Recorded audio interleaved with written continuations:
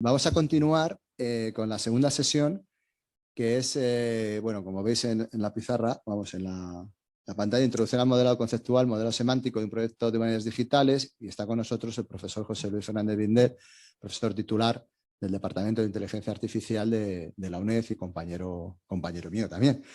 Y ahora simplemente os quiero hacer una nota, y es que después de oír a la profesora Clara, que nos ha introducido todo el tema de humanidades digitales, nos ha dejado justamente la pelota en un tema importante para el curso, que es justamente el trabajo que hay que realizar, que es sobre un proyecto de humanidades digitales que vosotros tengáis en la cabeza, ¿no? Entonces, quiero destacar que vamos a ir enlazando todo lo que ha comentado la profesora Clara Martínez para darle ya un toque más computacional en algunos aspectos. Vamos a hablar de la web semántica, del etiquetado, vamos a intentar hacer pequeños programillas para analizar la información. Entonces, quiero decir que el curso va encajando y va a ir en línea entrando en esa idea, y vosotros lo que tenéis que hacer es ir pensando en ese proyecto, cómo os va a servir todo el curso, qué herramientas, etcétera, para luego presentarlo como trabajo digamos, de valoración de vuestro aprovechamiento de este curso. Y con esto sí que ya os dejo con José Luis, y disculpa. Vale, gracias, Salva. Bueno, como un inciso previo, disponemos del curso virtual, que tiene un foro. La dirección del curso virtual es verano.cursosvirtuales.uned.es, y si Omar o Aitor, Salva, me hacen el favor de estar pendiente del foro, pues también las preguntas que se remitan ahí, aparte de que ya quedan en el curso, pues me las irán transmitiendo de vez en cuando. Bueno, esta sesión es una sesión, digamos, de capacitación de alguna manera. O sea, tenemos que aprender a hacer cosas. Hasta dónde lleguemos depende de si lo queremos hacer todos nosotros, sin técnicos intermedios, o si queremos participar en un equipo donde hay técnicos, pero nos estamos enterando razonablemente de qué es lo que queremos a nivel conceptual. O sea, entendemos qué es lo que está pasando y qué funcionalidades podrían dar ciertas herramientas, como para discutir con conocimiento de causa con el equipo técnico que tengamos para resolver cosas. Bien, el esquema de la sesión tiene tres partes. Si nos vamos a la parte central, pues es un poco explicar cómo están los datos configurados en la web semántica. Es decir, estamos compartiendo por ahí fuera cientos de miles de millones de datos accesibles con unos estándares acordados, con una estructura de modelo de datos acordada. Y entonces, este es el segundo bloque de la presentación, pero vamos a entrar un poquito solo a verlo durante un minuto, porque va a servir de motivación. Es decir, vamos a entrar aquí un poquito, vamos a motivarnos sobre qué es lo que hay por ahí fuera. Una vez que terminemos la motivación, empezaremos con la construcción desde nuestros datos propios, cómo podemos irlos estructurando para ir poco a poco conformando una base de datos que fuera exportable incluso a la web semántica. Es decir, vamos a intentar con nuestros propios datos ver qué necesitamos saber para estructurarlos y ponerlos en un lenguaje técnico como para compartirlos con terceros. Este camino en la conceptualización de nuestros propios datos de alguna manera nos sirve también como camino para entender los fundamentos de la web semántica, porque vamos a explicar justo lo que necesitamos hacer de común con el resto de los repositorios para poder trabajarlo. Y por último, espero que nos dé tiempo, da igual que los datos sean nuestros, da igual que los datos sean de instituciones ajenas, vamos a poder mezclarlos, vamos a poder procesarlos. Eso significa pues conocer quizá algunas posibles herramientas, etcétera, al servicio del proyecto que estemos trabajando. Y entonces empezamos con la parte de motivación, que es abrir un poquito la web semántica, un momentito, y volverla a cerrar. La parte de motivación, he escogido una página al azar de Wikipedia. Si en Google o en cualquier buscador ponemos Wikipedia Pablo Picasso, pues nos lleva a la página de Wikipedia. Esta es una página estándar de Wikipedia. Aquí podríamos hacer, si queremos, mucha labor de esa que se ha mencionado, de scrapping de texto, etcétera, etcétera. Pero nosotros vamos a ir más a lo seguro. En vez de tener que andar adivinando aquí entre los párrafos de texto qué entidades son de interés, qué relaciones tienen con todas las posibilidades de error que tiene eso, vamos a fijarnos en que en Wikipedia generalmente en todas las páginas hay un cuadro a la derecha con enunciados muy concisos. Estos enunciados concisos tienen siempre como sujeto al sujeto de la página, que en este caso es Pablo Picasso, y luego son Pablo Picasso tiene por nombre de nacimiento tal cosa, Pablo Picasso tiene por fecha de nacimiento tal cosa, Pablo Picasso tiene por lugar de nacimiento tal otra, por lengua materna tal, por religión tal. Son enunciados sumamente concisos, tienen una estructura de 3 componentes y quisiera resaltar que también en cualquier página de Wikipedia, en el menú izquierdo vamos a encontrar algo que vamos a ver como elemento de Wikidata. Ese elemento de Wikidata, si lo pulsamos, nos va a llevar a la página hermana del mismo concepto, que está en un proyecto del mismo grupo de Wikipedia, que es Wikidata, donde en vez de almacenar descripciones sobre este ítem en forma de párrafos textuales, almacena justo esos enunciados concisos. De tal manera que lo que tenemos aquí es toda esta página se dedica a Pablo Picasso en Wikidata, tiene un identificador propio, es decir, el identificador que le han asignado es SQ55 no sé cuánto y tal. Y empezamos ahora a ver una exposición HTML de lo que en realidad por debajo son estos enunciados en 3 bloques. Lo primero que tenemos son etiquetado en idiomas diversos. Esta tablita que tenemos aquí resume esas etiquetas. La idea sigue siendo Pablo Picasso, sujeto de todos los enunciados.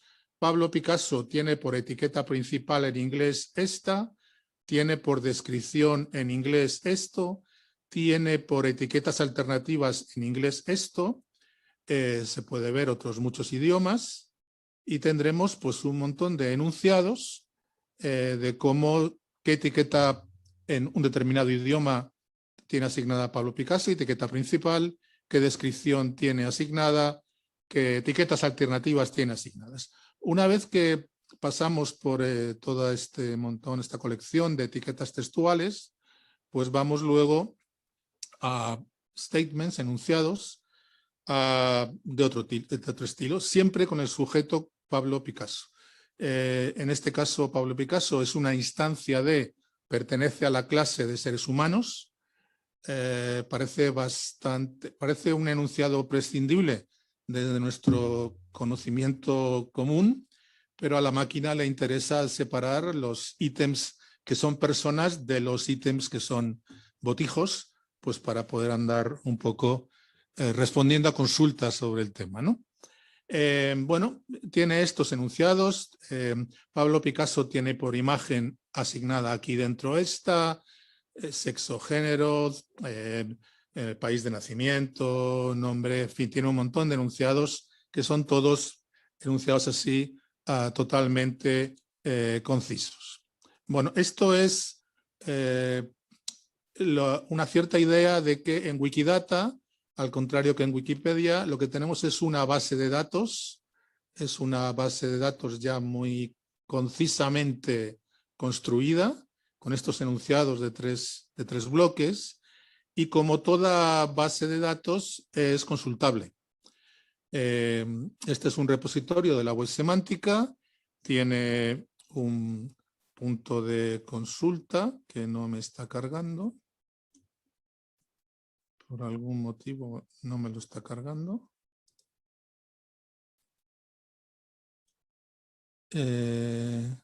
Bueno, podemos ir a query.wikidata.org y aparecerá un ítem de consulta. Aparecerá un ítem de consulta. No sé si es porque estoy en principio.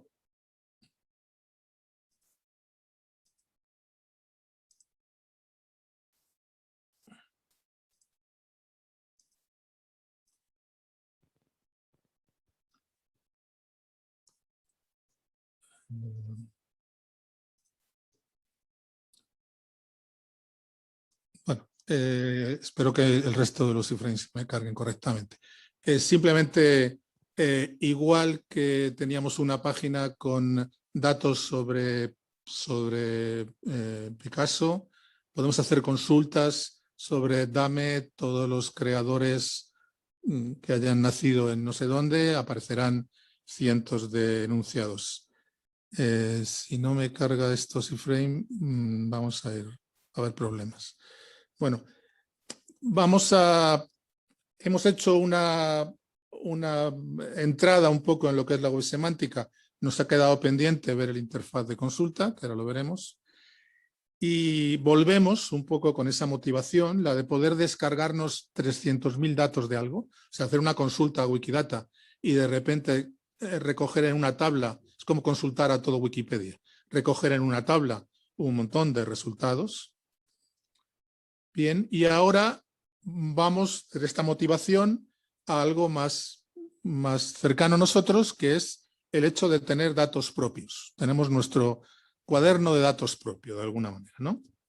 Y este cuaderno de datos propios, pues podemos empezar usando una tabla en un procesador de texto, una tabla en una hoja de cálculo, usada de una manera más o menos estructurada. Es decir, podemos tener una tabla en principio como esta, donde usamos, aquí podríamos tener un montón de filas, obviamente, una columna para el nombre del creador, creadora artístico, su fecha de nacimiento, su lugar de nacimiento y otros muchos datos, otras muchas columnas que podríamos tener sobre cada creador. Después obra, y como la estamos usando de una manera un poco descuidada, pues ahí queremos almacenar, si tenemos más de una obra, pues la separamos por punto y coma y bueno, pues vamos rellenando en esa celda.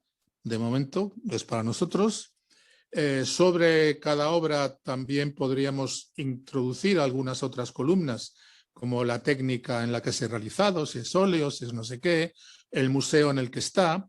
Si la usamos así, de esta manera, con puntos y comas y tal, ya la cosa empieza a no estructurarse, porque ya no sabemos si el Guernica está en el Reina Sofía o está en el MoMA, si las señoritas de Aviñón están en un lado u otro.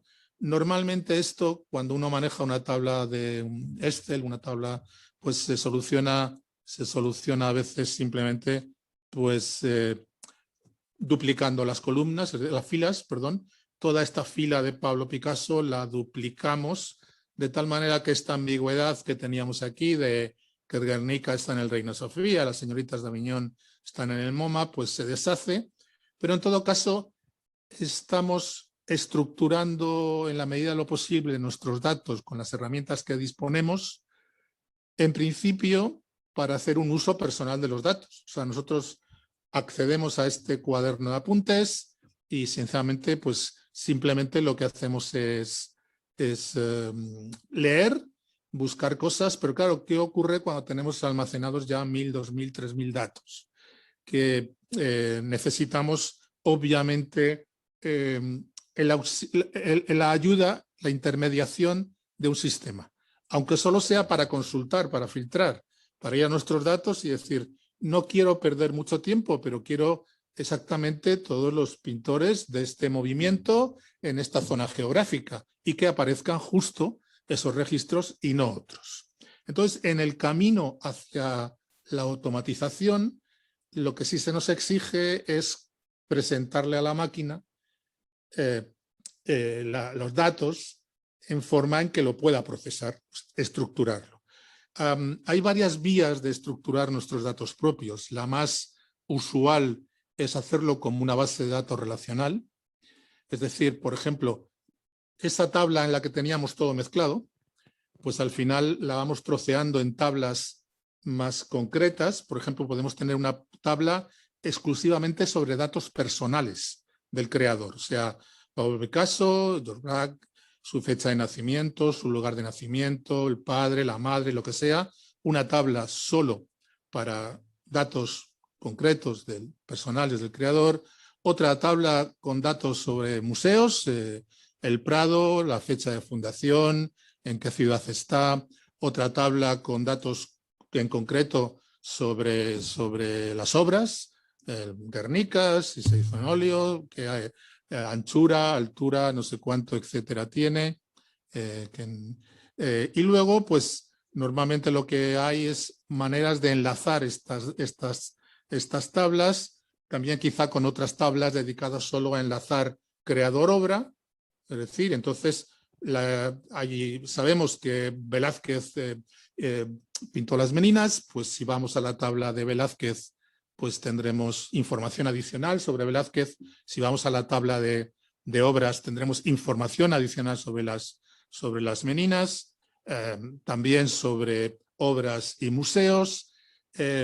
Y esta forma de trabajar con bases de datos relacionales, que estaréis, supongo, más acostumbrados, al final el contenedor que estructura nuestros datos son registros en una tabla. Es decir, esta tabla sobre esta línea, este registro sobre Pablo Picasso, que puede tener 10 columnas con el nombre de sus padres, dónde nació, etcétera, es un bloque como de 10 datos que van empaquetados. Eso es un registro sobre Pablo Picasso, sobre sus datos personales. Y la manera que estructuramos nuestros datos es a través de estos registros, estas n-tuplas de 10 elementos en un caso, en otra tabla de 5, etcétera, de relaciones entre tablas y de un lenguaje de consulta bastante estándar a cualquier tipo de base de datos de este estilo, que es SQL. Entonces, pues ya se use MySQL como base de datos, gestor, Postgres, Oracle, no sé cuánto, más o menos hay un lenguaje de consulta común, ¿no? Vale, pues después de todo esto es lo que no vamos a usar. Es decir, esta es la opción habitual, pero la manera en que se estructuran los datos en la web semántica no va a ser por registros así de 10 elementos en tablas, etcétera, sino que va a ser como un listado de enunciados. Volvemos a partir de la tabla un poco caótica que teníamos, en el que teníamos a Pablo Picasso e información sobre él, y luego su obra, y luego quizá datos sobre la obra, como técnica, anchura, no sé qué, o en qué museo estaba, y luego datos sobre el museo, que el Reina Sofía está en Madrid, o el MoMA. Bueno, da igual partir de aquí que de tablas más estructuradas. La idea es que trabajar esto es una estructura bidimensional, la relación entre dos celdas de la tabla, hay que ir a la cabecera, está allá arriba, saber bajar por esa columna y saber una celda y otra qué relación tienen. Lo que vamos a hacer ahora es explicitar detalladamente esa relación. Es decir, si yo quiero describir de otra manera que no sea en una tabla cuál es la relación entre Pablo Picasso y esta fecha, me voy a la cabecera de la columna de la fecha y lo que construyo es un enunciado, que no sé si se ve por el tamaño de letra, que lo que afirma es que Pablo Picasso, es decir, el contenido de esta celda, que me hace de sujeto del enunciado, tiene por fecha de nacimiento, porque esa es la relación que tiene con la celda vecina, la fecha de nacimiento. Esta celda Pablo Picasso, su relación con Málaga es la cabecera de la tabla, y puedo hacer un enunciado que dice Pablo Picasso tiene por lugar de nacimiento Málaga. Y este enunciado se puede transmitir fuera de contexto, o sea, que se puede transmitir por teléfono tal cual. No hace falta tener la tabla, no hace falta entrar por una columna, es decir, estamos diciendo algo muy concreto que ya contiene toda la información, porque el predicado, la relación que hay entre medias, ya explicita cuál es la relación que hay en la tabla bidimensionalmente. Así podemos tener más enunciados con Pablo Picasso, como que tiene por obra al Guernica, y nos daría la relación con de esta celda con esta otra, o el mismo, evidentemente esto lo podíamos haber hecho en esta segunda fila, lo que pasa es que nos daría lo mismo, Pablo Picasso, misma fecha, Málaga, pero entrando por aquí, Pablo Picasso tiene por obra Guernica, Pablo Picasso tiene por obra Las señoritas de Aviñón. De tal manera que prácticamente con estos 4 enunciados hemos cubierto más de la mitad izquierda de la tabla. Después, para continuar, tendríamos un poco que plantearnos cuál es el sujeto del siguiente enunciado, porque tenemos aquí una relación entre Guernica y Reina Sofía, cuyo sujeto no es Pablo Picasso. El sujeto va a ser el cuadro. Aquí actúa como objeto, en sujeto, predicado, objeto, es un poco una de las terminologías en el área. Entonces, el siguiente enunciado sería el Guernica está en museo Reina Sofía, y de nuevo aquí las señoritas de Aviñón está en museo MoMA, y después tenemos la relación entre Reina Sofía Madrid, MoMA Nueva York, donde el sujeto en este caso es el Reina Sofía, es esta celda. Entramos por aquí, localización Madrid, y MoMA en localización Nueva York. Vale, podemos ahora prescindir por completo de la tabla y quedarnos con la relación de enunciados que se pueden transmitir secuencialmente por teléfono a alguien para transmitir esta información o almacenar esta información de esta manera.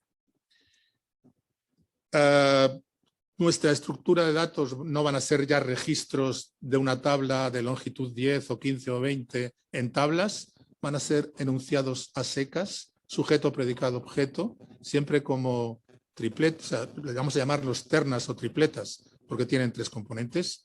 Esto está relacionado con esto otro. Bien, tenemos aquí la tabla, tenemos aquí los enunciados que hemos generado, explicando la tabla. Hay una perspectiva equivalente a ver este listado de enunciados, que es verlo como un grafo.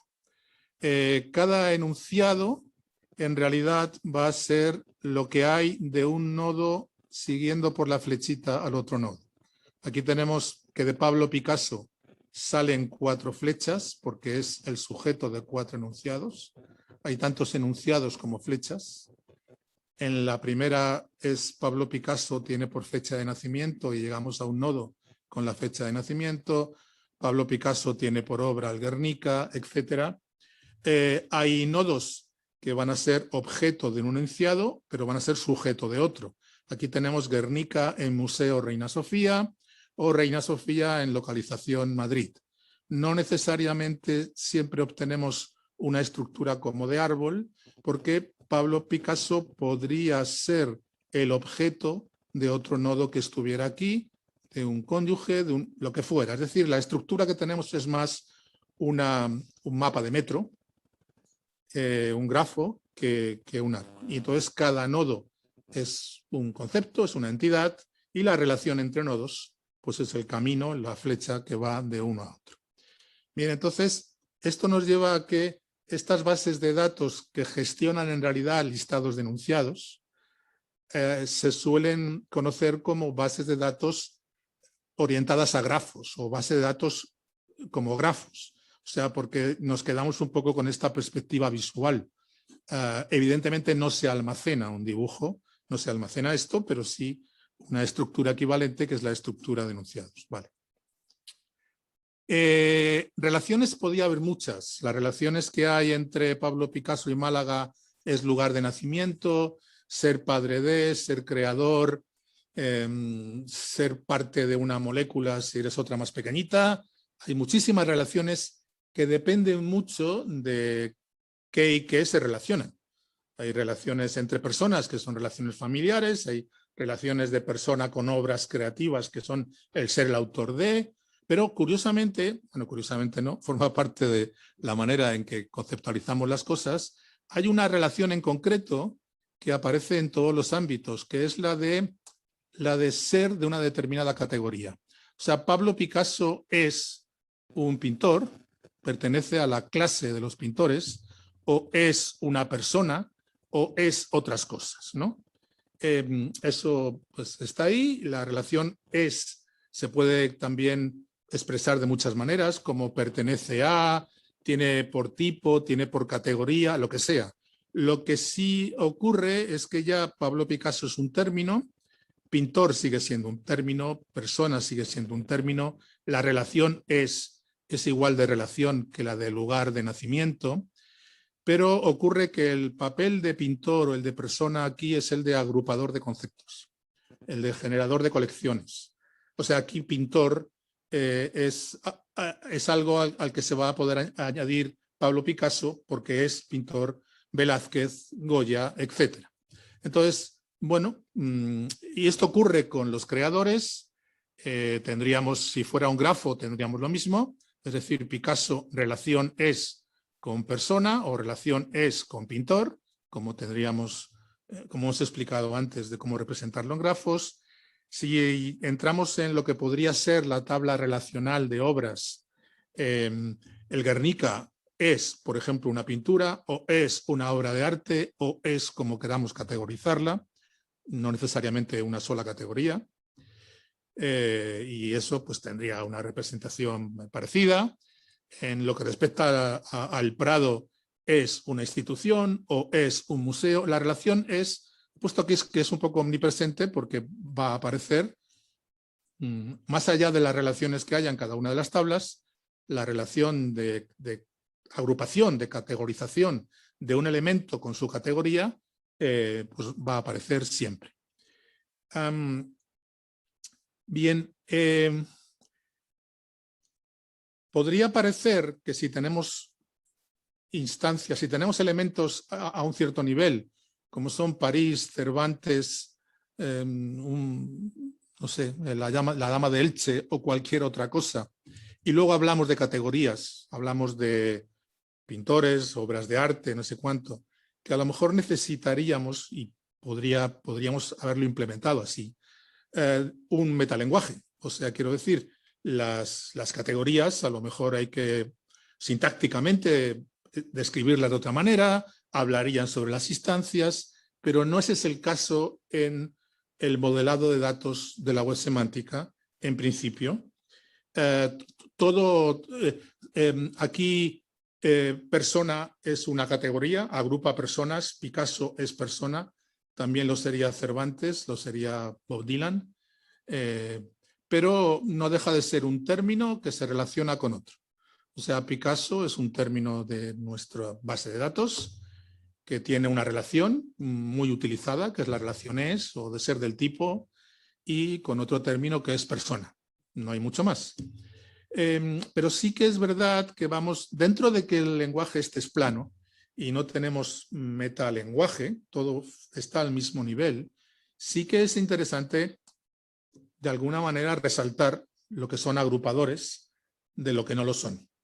Y para eso hay un lenguaje, que ya le daremos un nombre a este lenguaje, prevé una facilidad sintáctica para eso. Hay una etiqueta que, digamos, siempre funciona igual y siempre se pone igual, que es clase. O sea, el resto las inventamos. O sea, excepto clase y excepto es, el resto si yo voy a manejar una base de conocimiento, una base de datos donde me interesa categorías como ciudad, persona, museo, tal, yo le doy nombre a esa categoría, le doy nombre abreviado, le doy nombres como quiera, todo esto, todo excepto clase y quizá todo es discrecional en lo que respecta a cómo lo llamo yo, ¿de acuerdo? Pero sí que puede ser interesante hacer enunciados que en principio declaren qué agrupadores, qué clases voy a usar. Y digo, mira, en mi base de datos me resulta relevante tener ciudades, personas, museos, pinturas, y las voy a declarar claramente como agrupadores. Y hago un enunciado que dice ciudades clase, personas clase, museos clase, etcétera, donde vuelvo a repetir que el nombre que le he puesto a ciudad es puramente discrecional, pero lo otro es clase. Si vamos a intercambiar nuestros datos con terceros, mejor que ya el es y el clase lo usemos todos por igual. ¿De acuerdo? Es un poco la idea. Y una vez que tenemos declarada que ciudad es clase, la empezamos a poblar, la empezamos a rellenar de instancias ciudad. En este caso solo está Málaga, pero ponemos Málaga es ciudad porque también tiene la misma relación. O sea, clase de alguna manera es la clase de todas las clases, con lo cual ciudad pertenece a esa categoría de agrupadora de clases. Y luego Málaga, en concreto, pues es ciudad. Picasso es persona, en fin, voy poblando con estos elementos. Pero no son las únicas, a pesar de que esta relación sale mucho, no son las únicas. Podemos tener muchísimas relaciones entre los elementos, más allá de las clases a las que pertenecen. Aquí solo tengo dos puestos, o tres. Picasso tiene por lugar de nacimiento Málaga, Picasso tiene por obra Guernica, Guernica está en Museo Reina Sofía, pero aquí hay todo un mundo de relaciones entre los elementos a más bajo nivel, ¿de acuerdo? Que no tienen por qué ser el de pertenecer a una clase. Vale. El hecho de empezar a categorizar, el hecho de empezar ya a declarar agrupadores de elementos y crear categorías mentales de cosas, ya nos mete un poco en lo que es generar taxonomías o clasificaciones, y eso tiene mucho que ver con la existencia de que entendemos que vamos a manejar clases que están dentro de otras clases. La clase de los osos es una subclase de la clase de los mamíferos y la clase de los mamíferos es una subclase de la clase de los vertebrados. O sea, absolutamente todo oso no puede evitar ser mamífero ni puede evitar ser vertebrado. ¿De acuerdo? Entonces, pero las categorías, el cómo agrupamos las clases, con qué perspectiva vemos algo, es decir, con estos tres creadores puede que haya alguna perspectiva, algo que le pidamos para agruparlo, que a esa clase solo pertenezca a Picasso, pero no Chillida y Bob Dylan. Mentalmente podemos conceptualizar otra clase donde Picasso y Chillida sí están, pero Bob Dylan no, etcétera. Es decir, que no hay una manera única de categorizar algo. Depende de la perspectiva y la perspectiva depende, en el caso técnico, del objetivo último al que sirva la categorización.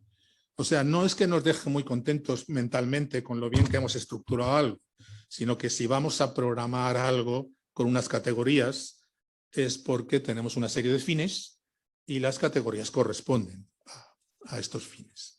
Bueno,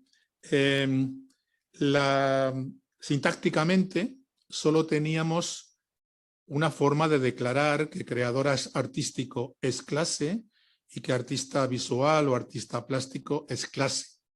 Pero sintácticamente no teníamos mucho más para hacerlo de la izquierda.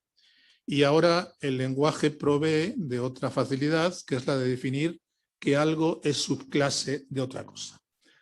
Artista visual, artista plástico, vamos a declararlo porque podemos, porque el lenguaje nos permite eso, como una cosa como subclase de la otra.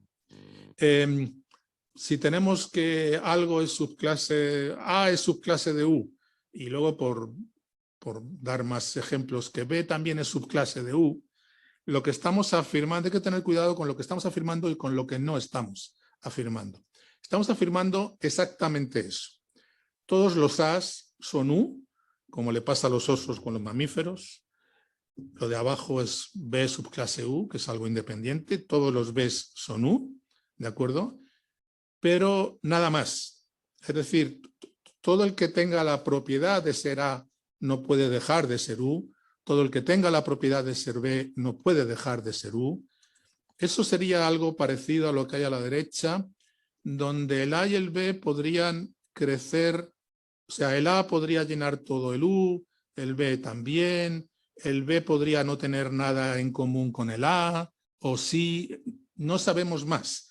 No sabemos si son disjuntos, si aquí no hemos declarado que no puedan tener elementos en común, no hemos declarado que entre A y B todos los elementos de U o son A o son B, que serían un poco estas 3 o 4 opciones, ¿no? La de abajo de alguna manera es un poco fuerte, es una partición, es U se divide claramente en A y B. Claramente, o sea, y además un elemento no puede estar en A y B a la vez, y eso sería un enunciado adicional, no tienen elementos en común, un enunciado adicional, y otro enunciado adicional es que cualquier elemento de U o está en A o está en B, ¿de acuerdo? Este otro simplemente diría que no hay elementos en común entre A y B, pero no está diciendo que cualquier elemento de U o es A o es B. Este otro, pues en realidad está diciendo, aquí diríamos que B es subclase de A, sea como sea. Entonces, es muy importante porque la conceptualización transmitida a la máquina va a permitir que hagamos consultas en la que la máquina deduzca cosas. ¿De acuerdo? En nuestra base de datos, si tenemos al oso Yogi registrado como oso, es decir, Yogi es un oso, pero no le tenemos explícitamente registrado como vertebrado, pero sí que tenemos declarado que todos los osos son vertebrados, es decir,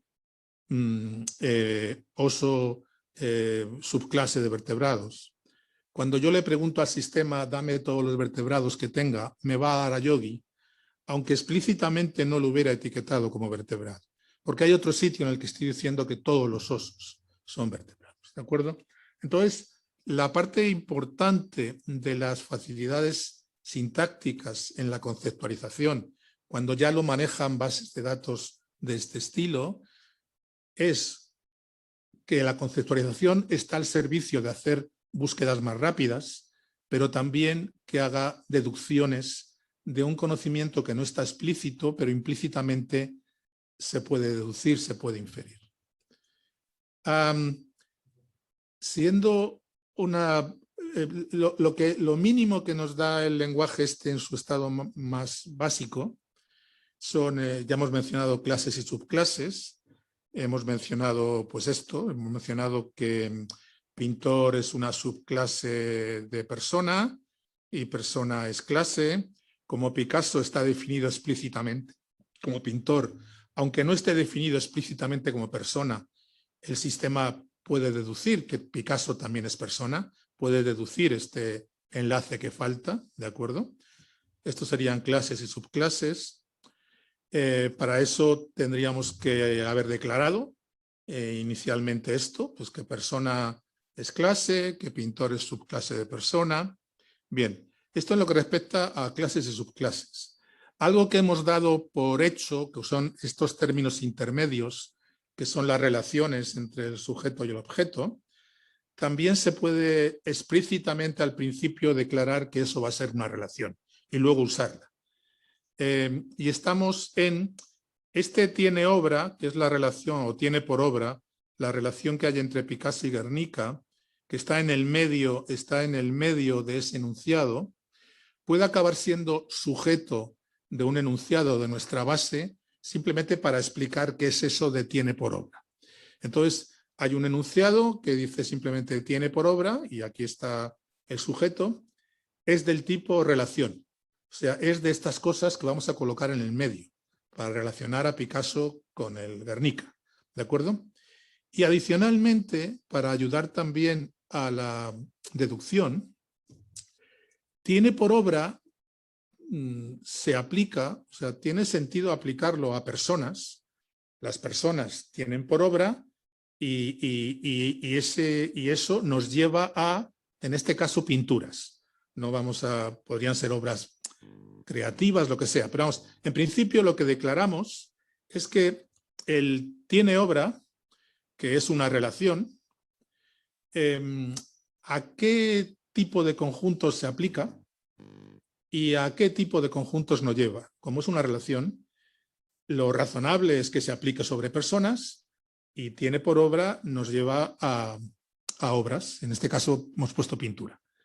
De tal manera que si en una base de datos de este estilo encontramos un enunciado como Picasso tiene por obra el Guernica y tenemos estos tres de aquí, que tiene por obra es una relación que se aplica al colectivo de personas y que nos lleva a la clase de pinturas, podremos deducir, el sistema podrá deducir, aunque no esté explícito, que Picasso es una persona y que el Guernica es una obra. ¿De acuerdo? Bien. Esto que tenemos aquí arriba es, en cierto modo, independiente de luego rellenarlo. Es decir, estamos hablando de categorías, persona, pintor, pintura, relaciones, la relación tiene por obra, pero no hay elementos concretos. Todavía no está Picasso, todavía no está Guernica. Esta conceptualización a secas se puede rellenar con muchos autores, muchas obras y muchos museos o con ninguna. ¿De acuerdo? Entonces tenemos una serie de enunciados que son tan enunciados como los otros, donde sí aparece el Guernica, etcétera, una serie de enunciados que declaran cómo hemos conceptualizado nuestra base de datos. Y luego lo poblaremos. Luego hay otros enunciados, donde ya tenemos elementos ya tocando tierra, pues son nombres concretos de personas, nombres concretos de obras. Vale, entonces es habitual cuando uno conceptualiza y en la web semántica, etcétera, que a pesar de que se pueden mezclar y no son una cosa metalenguaje del otro, son enunciados mezclables al mismo nivel de lenguaje, es habitual que la declaración conceptual se almacene en un fichero aparte y viene a conocerse como lo que es la ontología o el vocabulario de esa base de conocimiento. O sea, tú entras en un sitio y tú quieres saber qué categorías maneja eso, qué relaciones maneja eso, y normalmente tienes un ficherito donde tienes una serie de enunciados que no incluyen generalmente, salvo que se usen para la conceptualización, no incluyen generalmente elementos a bajo nivel como Picasso, etc. Y luego tienes 2 o 2.000 millones de datos que usan esa ontología, ¿no? Vale. El siguiente paso, una vez que hemos explicado que hay enunciados y que esos enunciados sirven tanto para declarar ontologías como para poblarlas, desde el punto de vista semántico para la máquina, hasta donde la máquina puede tener semántica, es importante que cada uno de los datos, cada una de las relaciones, cada cosa que digamos tenga un identificador único, no tenga ambigüedad. Es decir, no tiene mucho sentido que en nuestra base de datos propia metamos datos de esta manera. O sea, Cervantes no sé qué con no sé cuántos, Miguel de Cervantes está relacionado con otra cosa, Cervantes tal, el Manco de Lepanto. A lo mejor nosotros, al leer esto, sí que somos capaces de, bueno, pues de agrupar todos estos identificadores literalmente distintos pensando que es una sola persona, pero el sistema no tiene esa información. Entonces, lo primerísimo que tenemos que tener en el mantenimiento de una estructura de datos que queremos que se automatice es que cada uno de estos bloques, sujeto, predicado, objeto, tenga un identificador único. O sea, nos da igual cómo llamemos a Cervantes. Lo podemos abreviar como CERP. Le podemos dar un nombre X2PO3D. Otra cosa será que tengamos un cierto interfaz para que cuando queramos meter un dato de Cervantes, el interfaz nos diga cuál es su identificador si lo hemos puesto tan raro. O sea, si el identificador último es X2 no sé cuánto tal, pues que la aplicación nos permita, digamos, ir de Cervantes a ese identificador. Pero podríamos poner Cervantes, lo que sea, pero único. Único. Hay otra opción que es usado aquí, es un poco un parche, pero que será muy útil en el enlazado en web semántica. También hay una facilidad sintáctica del lenguaje, hay una relación que permite afirmar que la entidad A con ese literal y el literal B, que literalmente son distintos, son exactamente el mismo concepto. O sea, hay una manera, este es un enunciado, este de aquí abajo, es un enunciado como otro cualquiera que se puede añadir a nuestra ontología o nuestro... Es lo que yo he escrito por A y en otros sitios por B son exactamente el mismo concepto. O sea, todo lo que digo de uno, lo digo del otro, etcétera. Pero claro, no tiene mucho sentido poblar nuestra propia base de datos con nombres distintos del mismo concepto y luego un montón de aclaraciones. Lo ideal es no hacerlo, ¿de acuerdo? Vale. Otra cosa es que también los identificadores estos únicos sean interesantes cuando, especialmente interesantes, cuando compartimos datos con otra mucha gente en la web.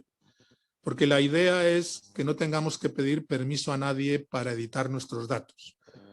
Escogemos los nombres, hacemos lo que nos da la gana, somos dueños de nuestra base de datos, pero la ponemos en común con otra gente. Claro, si yo he escogido un nombre para una ciudad, que es exactamente el mismo que ha escogido porque es el estándar para París. Yo llamo París a París y otro señor llama París a París, curiosamente. Pero claro, los enunciados en los que figura mi París, que son míos y yo no tengo por qué dar respuesta a nadie sobre ellos, y los enunciados del otro señor coinciden en tener París como identificador. Una máquina que mezclase eso sería un lío porque no tiene. Entonces, sí que es importante que cada uno, sobre todo cuando exporta datos, haga una identificación única, que eso viene a ser por escoger un espacio de nombres o un prefijo propio. Imaginemos que no hay nadie en el mundo que va a usar el prefijo JLFV, que son mis iniciales. Es mucho imaginar, pero de repente pues yo le pongo delante de cada uno de mis conceptos, los empiezo por JLFV , a Cervantes, a mi categoría ciudad, a todo lo que yo discrecionalmente puedo darle nombre, y entonces pues no se mezclará. Otro tema es esto de verdad como ocurre en la web semántica, porque que yo decida que nadie en el mundo más va a usar JLFV como prefijo es mucho pretender. Pero sí que hay un mecanismo de alguna manera de distribución como de prefijos, no muy centralizado, pero bueno, que facilita esto, que ya lo veremos. Pero lo importante es que tiene que existir ese identificador único y que se suele construir con un prefijo delante de lo que vamos escribiendo. Vale, entonces el camino de nuestros datos propios, lo que hemos recorrido es, por un lado, enunciados para todo en forma de tripletas o de ternas. Todo es sujeto, predicado, objeto para lo que queramos decir. Estos enunciados sirven para declarar la conceptualización que va a albergar a nuestros datos. Son enunciados del tipo no sé qué es clase, algo es subclase de otra cosa, no sé qué es relación, hablando de relaciones se aplica a, nos lleva a, etc. Los mismos enunciados también van a llevarnos a poblarlos con datos y esos datos serán de una cierta categoría y entre pares de datos tendrá relaciones como ser padre de, ser creador de, ser no sé qué. Vale. Esto por un lado, y por otro lado lo que hemos comentado, los identificadores únicos por consistencia interna y por una cierta unicidad global con otros sistemas. Hasta aquí un poco lo que necesitamos de manera informal para colocar nuestros datos, estructurar nuestros datos en una base de datos en web semántica enlazada. Vale. Y ahora veremos si me funciona bien. Este sí, porque no entiendo por qué el otro no. Vale, el lenguaje este se llama RDF. Esto que mencionaba, ya le daremos nombre. Este es un documento que está fuera. Si buscáis en Google RDF 1.1 Primer, pues tenéis este documento. Es decir, lo único que esto no son más que páginas HTML que están aquí embebidas en la presentación. Este es un documento muy técnico, el RDF1 Primer, pero nos va a servir para lo que hemos mencionado informalmente, cuál es su nombre técnico de verdad, que es el que vamos a usar todos. ¿De acuerdo? Vale. Un vistazo por el documento, que ya os digo que es técnico, pero en principio la idea sigue siendo la misma. No sé si se ve, pero aquí hay enunciados informales. No se ve ahí, pero dice Bob is a person. Es un enunciado. Bob is a friend of Alice. En fin, que Roberto es una persona que es amigo de Alicia, que está interesado en la Mona Lisa, que la Mona Lisa fue creada por Leonardo da Vinci, y aquí tenemos el grafo que representa esos enunciados informales, ¿no?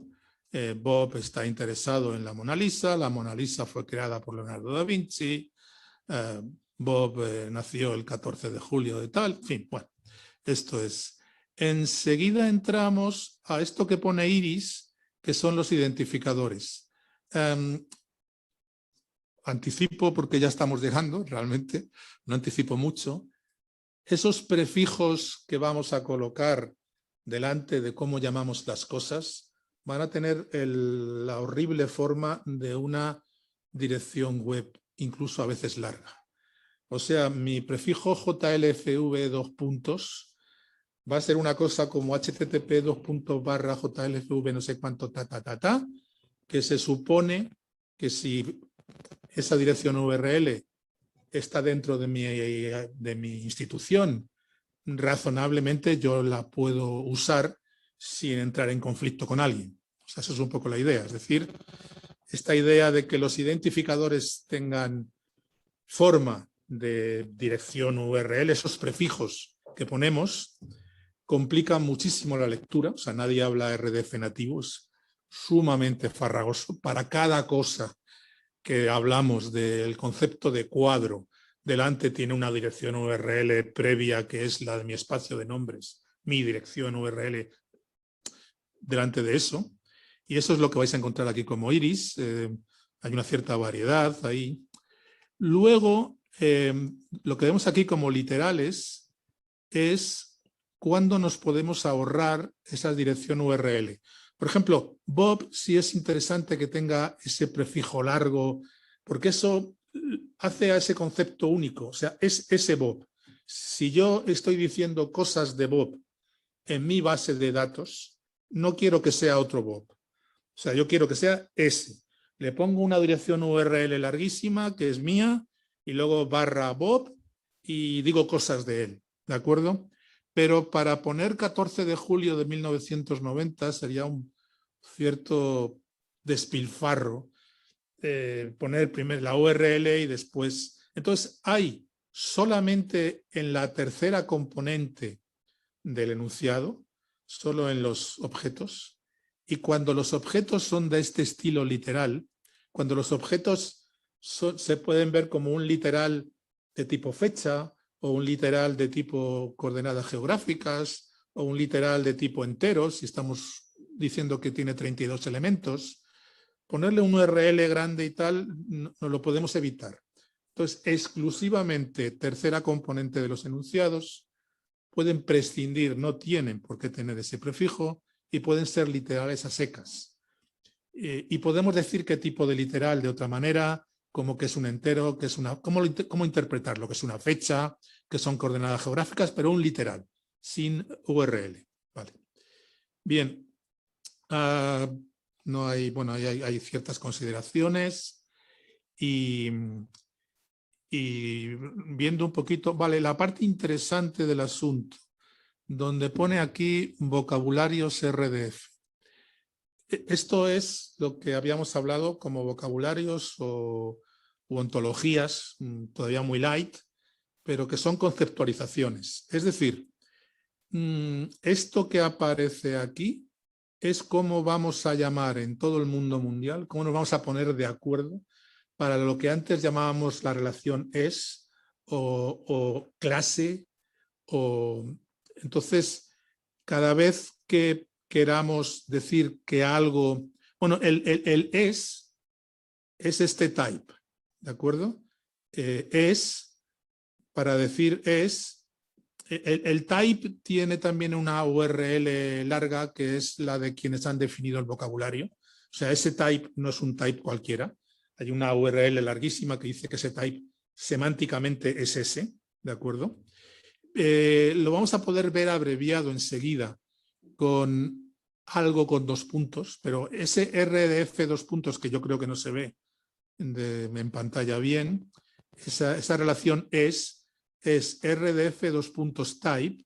Ese RDF 2 puntos es una URL enorme que esto está abreviando de alguna forma. Vale. Entonces, nuestro es type.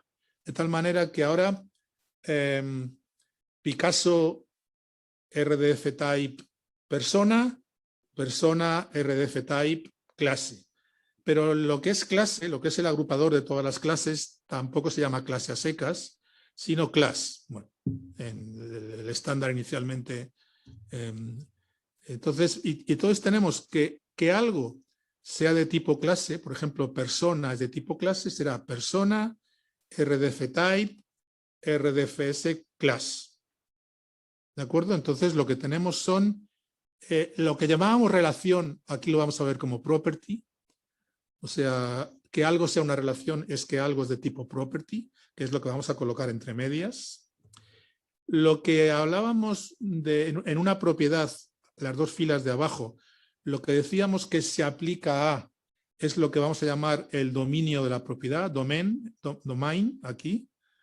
Entonces, una propiedad tiene por RDFS domain algo, pues es que se aplica a esa categoría de cosas. El range, el rango, era a qué nos llevaba esa relación. El subclass of es la manera de decir subclase. Tenemos una adicional que no habíamos mencionado, que es subproperty of. Una relación, una propiedad, en este caso una property, empareja pares de elementos. La propiedad ser padre de, A es padre de B, es una propiedad. Cuando decimos que ser padre de es una subpropiedad de otra, por ejemplo, de ser familia de, es porque todos los elementos relacionados, todos los pares de elementos relacionados porque A es padre de B, no pueden dejar de estar relacionados porque A es familia de B. ¿De acuerdo? La idea de la subpropiedad es parecida a la de clase y subclase, con que los pares que relaciona una subpropiedad no pueden dejar de ser pares de la propiedad principal. Bueno, con esto construimos ontologías sencillitas. Declaramos clases, subclases, etc. Enseguida se nos queda, bueno, enseguida no, para ciertos fines se nos queda corto, porque no podemos decir que dos clases no tienen elementos en común, que nos podría venir muy bien, u otra serie de cosas más complejas, como que una relación es transitiva, como la de ser con vecino de, y otra serie de cosas. O sea, cosas que diríamos sobre las clases y las relaciones y que nos pueden ayudar a hacer mejor inferencia o al sistema. Hay un estándar mucho más avanzado, expresivamente más potente, el RDF, que se llama OWL, OWL como tal.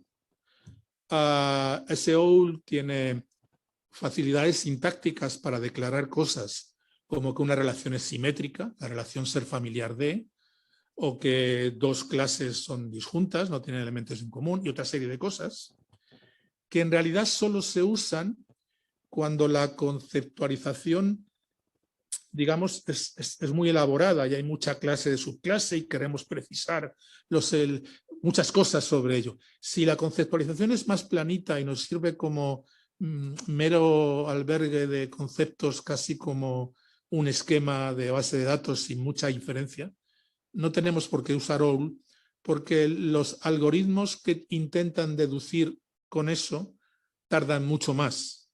Para el mismo número de datos, si diseñamos una ontología usando cosas de ese estilo, va a ser más difícil de procesar.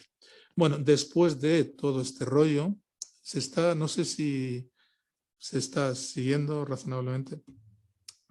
Vale. Hay el cómo escribir estos enunciados o estos grafos. Se puede escribir de muchas maneras. Es decir, tenemos toda una familia donde pone aquí writing radiographs. Hay muchas sintaxis distintas para transmitirle a alguien por teléfono cómo es un grafo de este estilo. Digamos, la más, es una pena que no sé, bueno, en la siguiente, la más explícita es sujeto, predicado, objeto con sus prefijos, o sea que aquello es un renglón enorme donde para decir Bob es una cosa muy larga, tiene familia una cosa enorme y tal, otra cosa enorme. Esas son las n-tripletas estas. Y luego llegamos a una cosa que es bastante interesante, una de las muchas sintaxis que hay para esto, que es la sintaxis Turtle, que ahora veremos enseguida, que de alguna manera nos abrevia mucho esta sintaxis previa que decíamos de bloques enormes y súper farragosos. Vale. Entonces merece la pena un poquito trabajar la sintaxis Turtle. Aquí arriba tengo, no del todo bien hecha, pero bueno, la idea sería, estos son n-tripletas, donde hay un es aquí, en realidad sería rdf::type, pero el rdf además expandido, o sea, type, y donde pone clase, pues lo mismo expandido. O sea, el renglón de arriba sería la línea de arriba enorme, la de abajo también. Entonces, pero 5 cosas o 6 cosas, que pintor es una clase, que Picasso es pintor, que Picasso tiene por obra Guernica, que Picasso tiene por obra Masacre en Corea y que Velázquez es de tipo pintor.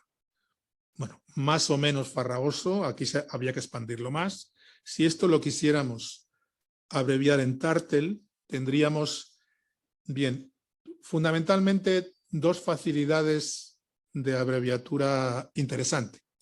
Y uno es, no hay por qué repetir los prefijos, porque lo que hacemos es definir una abreviatura de cada prefijo arriba. Este rdf::, está abreviando todo esto, que es lo que habría que poner delante del type. rdfs sería lo que habría que poner delante de class. Inicialmente en rdf solo había type y property, con lo cual rdf va a ponerse delante de type y delante de property. Luego lo ampliaron un poquito, hicieron el rdf schema, y entonces delante de class o de subclass o de no sé cuánto vamos a encontrar rdfs, que es otra dirección distinta, pero en conjunto cuando se habla de rdf se habla de rdf y rdfs, ¿de acuerdo? Y luego yo he decidido darme una dirección cualquiera y me he inventado mi dirección jlfv.org, mucho mejor si es una dirección que realmente controlas y bueno. Y le he puesto como prefijo el que me da la gana, es decir, yo igual que se pone jl:, porque en realidad donde va a aparecer jl:, aquí abajo, en realidad va a expandir lo que ponga aquí jl. O sea que yo en otro documento con la misma dirección podría haber puesto jle, da igual, y poner aquí jle abajo, ¿de acuerdo? Bien. Entonces, esto ya me permite abreviar cosas. Pintor era una categoría que yo he creado, o sea, yo ya llamo pintor a la clase de los pintores, y como es mía, pues le pongo mi prefijo, jl::pintor, que en realidad es bla bla bla org/pintor, es mi categoría en mi base de datos. rdf::type, porque eso sí que es común a todos. rdfs::class, porque eso sí es común a todos. Yo declaro que pintor, discrecionalmente nombrada por mí, es una clase.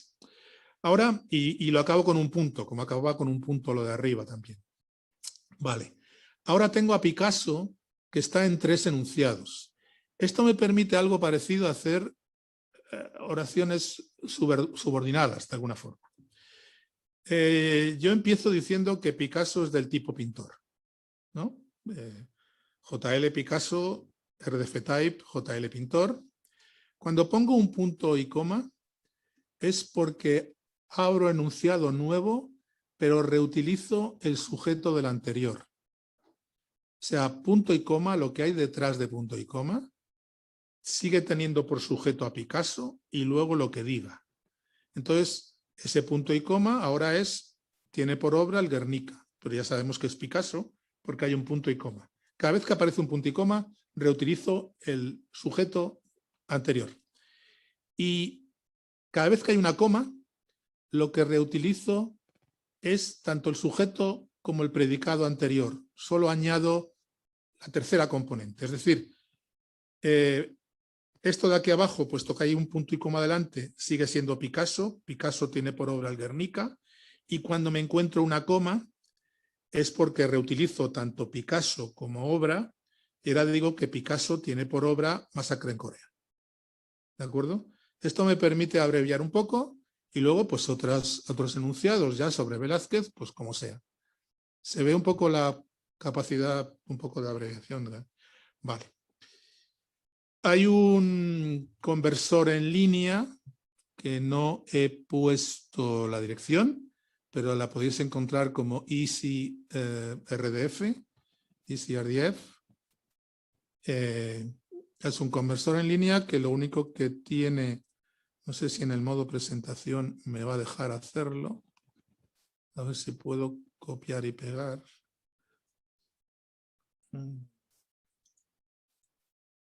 Bueno, sí. Vale, esto de aquí arriba, ahora ya sí que correctamente son tripletas totalmente expandidas. Lo meto como input y quiero, bueno, mi formato que lo adivine, aunque es en tripletas, pero quiero que mi formato de salida sea Tartel. Le doy a enviar, si me lo hace bien, pues esta es la salida. Va a coger los prefijos que reconozca. Como ve por ahí un jlfv.org y yo no le he dicho aquí arriba ninguna abreviatura para eso, pues le pone NS0, que es namespace 0, o sea, es igual, es una abreviatura. Donde pusiera jlfv.org arriba, ahora va a poner, no se ve bien, lo siento, NS0 2.obra o NS0 2.Guernica. Por ahí aparece un A como predicado, que es una forma también de abreviar RDF 2.type. A veces en vez de RDF 2.type, como estamos diciendo que no sé qué es un tal, simplemente se pone un. Entonces el A que os vais a encontrar en Tartel, opcional, RDF 2.type o A, va a ser, y bueno, y tenéis aquí, bueno, esto se puede sacar en formato XML, en formato JSON, tenéis un montón de formatos distintos para pues trabajar esto. Voy fatal de tiempo, me da la impresión. Bueno, entramos porque sí, estamos aquí, estamos un poco en la web de datos, vale. Entramos en la parte, hemos estado hablando de momento de cómo modelar nuestros datos, conceptualizarlos, expresarlos con una sintaxis. Suponemos que otros lo han hecho, o sea, igual que lo hicimos, intentamos hacerlo nosotros, otros lo han hecho, han colocado almacenes de datos ahí fuera. Esos almacenes de datos generalmente tienen un punto de consulta, o sea, puedes acceder a un sitio y construir consultas que son parecidas a las de SQL en un lenguaje que se llama SparkQL. Está aquí arriba, SparkQL. En concreto el de Wikidata está, y ahora sí aparece abajo, en query.wikidata.org. Y a ver, la idea es la siguiente. Voy a intentar construir unas consultas sencillas y que veáis cómo construirlas apoyándome en las páginas esas que había sobre Picasso. O sea, hay páginas en que explican en HTML qué enunciados tiene Picasso, qué enunciados. Aquí arriba tengo a Notre Dame. He buscado Wikidata Notre Dame y eso es lo que me da esto de aquí. ¿De acuerdo? Esta es la página de Notre Dame en Wikidata. Si yo bajo por la página, entre los statements que encuentro, es que es instancia de... A ver, Wikidata es un poco suyo, es decir, lo que valdría de manera muy homogénea para casi todos y casi todos lo cumplen. Wikidata ha forzado un poquito, sigue utilizando RDF pero a su manera, por una razón fundamental. El Museo del Prado, la Biblioteca Nacional, son dueños de sus datos, es decir, exportan sus datos muy curados y solo sus datos. Wikidata no se hace responsable realmente de sus datos ni quiere afirmar que son suyos. Lo que quiere es tener un espacio de coedición de datos para recoger lo que otros dicen de cosas. O sea, Wikidata es una especie de pizarra, además se define así, una especie de pizarra colaborativa que alberga enunciados sobre el mundo razonablemente documentados. O sea, no cualquier cosa, pero se pueden coeditar, incluso de manera vandálica. Uno puede entrar y machacar cosas, luego hay un proceso de vuelta atrás. Vale. Entonces, ocurre que para lo que sería RDF Type, por ejemplo, que Notre Dame sea una catedral católica, que es lo que dice esto, la página era sobre Notre Dame, aquí pone instance of, sería algo así como es una Catholic Cathedral. Lo normal sería que hubiera puesto aquí una RDF Type, pero lo va a usar para otras cosas y se ha inventado su es, que es este instance of. O sea, este es el equivalente en Wikidata a que Notre Dame pertenece a la categoría de catedrales católicas, ¿de acuerdo? Vale. Igual que a esta categoría pertenece Notre Dame, pertenecerán quizá a otras muchas en Wikidata. Entonces me voy a la interfaz de consulta, que es una interfaz en el que yo puedo escribir. Me temo que no se aprecia mucho en pantalla que estoy escribiendo, ¿no?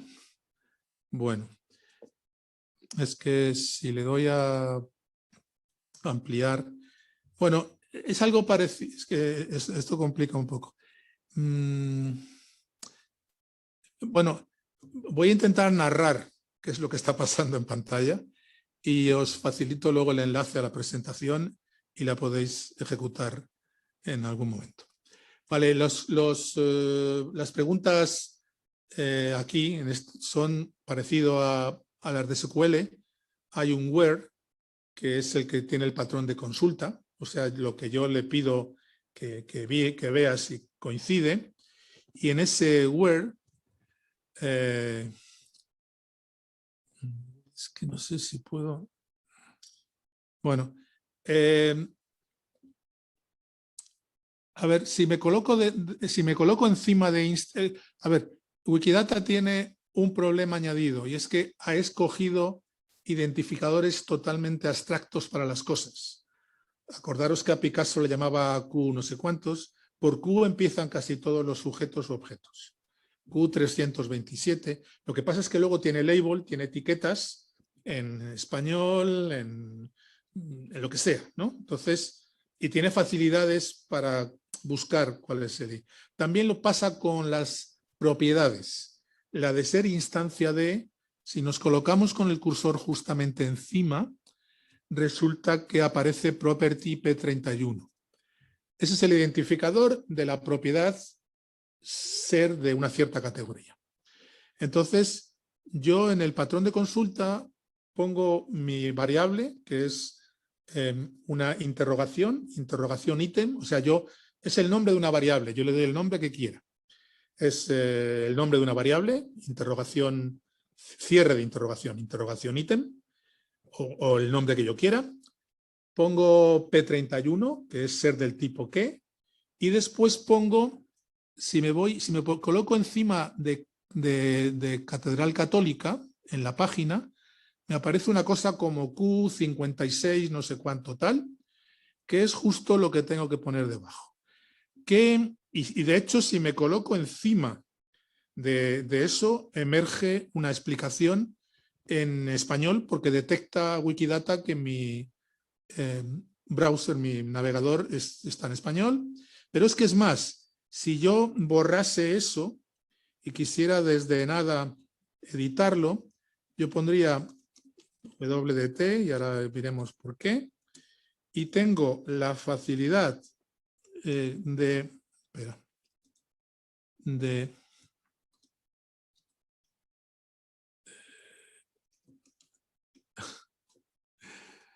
no manejo usualmente Mac y aquí ha aparecido, cuando pongo dos puntos, me aparece una ventanita para que yo ponga literalmente el concepto, que este ya se encargará de buscar la propiedad. Si yo pongo instancia, me aparece P31, si lo confirmo es P31. Y si yo pongo W dos puntos Catedral Católica, lo podría poner incluso en inglés, da igual que el idioma, Catholic Cathedral, Catedral Católica, pues ya me busca, lo acabo con un punto, aunque no se vea bien, lo siento muchísimo.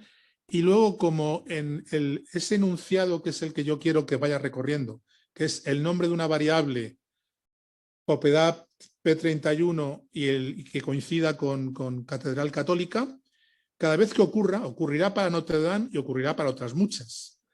En el select que hay arriba, hay aquí arriba en select, yo pongo select y el nombre de esa variable, que es el que va a ir dándome en filas de respuesta. Si ejecuto esto, y eso significa pulsar aquí un iconito parecido al del play, depende de la consulta, tarda más o menos. La consulta es incorrecta porque algo... porque había puesto ítem con minúscula en un lado con mayúscula en otro. Pero bueno, salvado ese pequeño...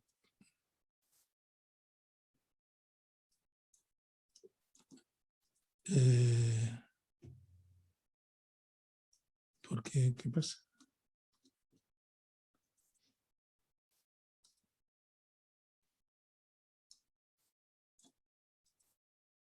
Bueno, me da 688 resultados. En principio solo he pedido los identificadores de las catedrales. Si pinchara en cualquiera de estos, me llevaría a la página de la Catedral X, sea lo que sea que esté aquí dentro. ¿De acuerdo? Vale. Seguimos, son 6 ejemplitos y ya siento mucho que no se vean bien porque entonces esto se va a complicar. Lo que yo pongo ahora en el patrón where, si yo me fijo en Notre Dame, aparte de que se declara como instancia de Catedral Católica, también tiene por ahí otra propiedad que es la de, aparece como Inception. Bueno, a ver, aquí arriba donde pone English se podemos hacer que todas las etiquetas aparezcan en español. O sea, en vez de instance of aparecerá instancia de, etcétera. Bueno, otro enunciado que tiene guardado Notre Dame y se puede apreciar aquí donde pone Inception, que es la fecha de fundación. Es eso, fecha de fundación. Por lo tanto, yo voy a pedir a toda Wikidata que me dé identificadores de catedrales y su fecha de fundación asociada. Para eso escribo 2 ternas en el patrón. Pongo la variable, ítem, o la que quiera llamarle, ya puedo llamar interrogación catedral, como quiera, el nombre es el que quiera, que sea del tipo Catedral Católica, o sea, P31, el identificador de Catedral Católica, que ese mismo ítem tenga la propiedad de estar fundado en tal fecha, que es P571, pero también lo podría hacer con el interfaz fácilmente, y la variable fecha de fundación, que es una variable que me va a recoger la fecha. Entonces,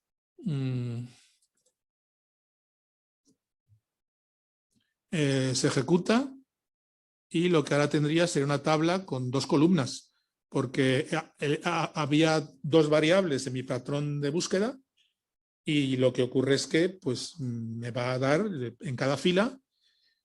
Curiosamente, antes me salían 600 y pico resultados y cuando pido fecha de fundación me salen solo 400 y pico.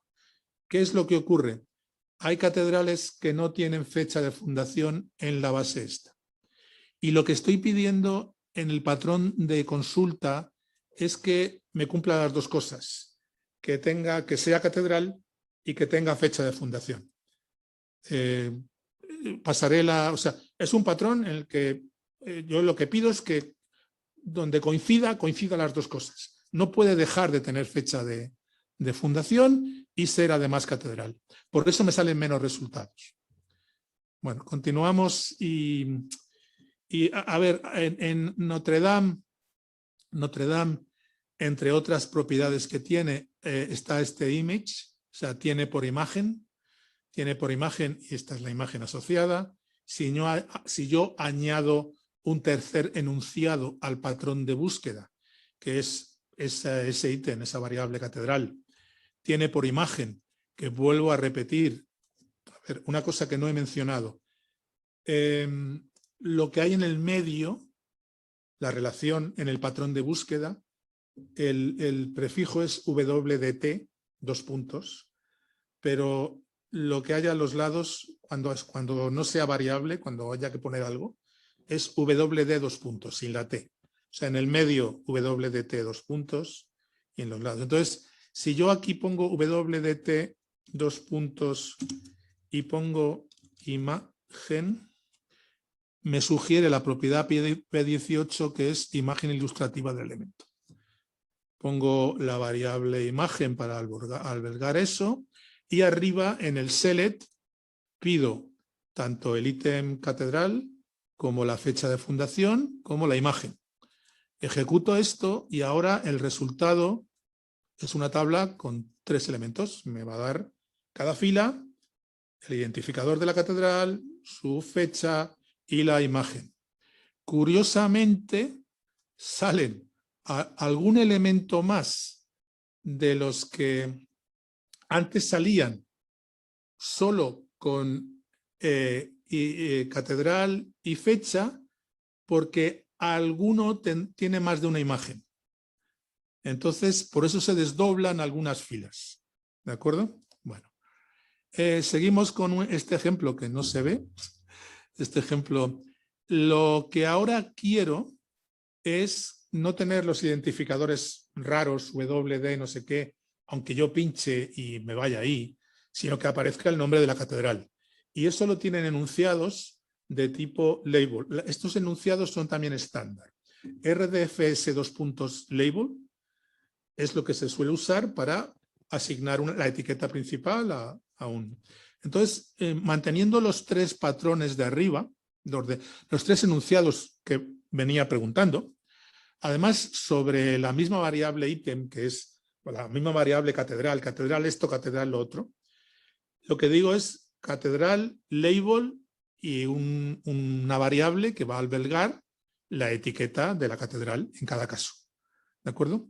Pero como ocurre que Wikidata tiene etiquetas en todos los idiomas, me va a aparecer para cada concepto etiquetas en todos, se me va a desdoblar mucho. Por eso pongo debajo de esa petición de etiqueta un filtro que me elimina algunos resultados, que pone filter, y lo que hay entre paréntesis del filter es lo que tienen que cumplir los resultados que pasan. Y lo que hay en el paréntesis de filter es que le estoy pidiendo que la variable etiqueta almacene resultados que estén en español. Entonces el filter de abajo, que tampoco se verá, supongo, es para que de todas las etiquetas del mundo mundial asignadas a cada catedral, solo me deje pasar la que yo quiera, en español, español y francés o en lo que quiera, ¿de acuerdo? Vale, si lo ejecuto, volveré a tener unos pocos cientos de resultados, pero ahora aquí aparece, no sé si se ve bien, Catedral de Cristo Rey, Catedral de Santa María de la Asunción, Catedral de Nuestra Señora de la Paz, el identificador es este de la izquierda, si yo pincho me voy a esa página, bueno, voy teniendo estas cosas.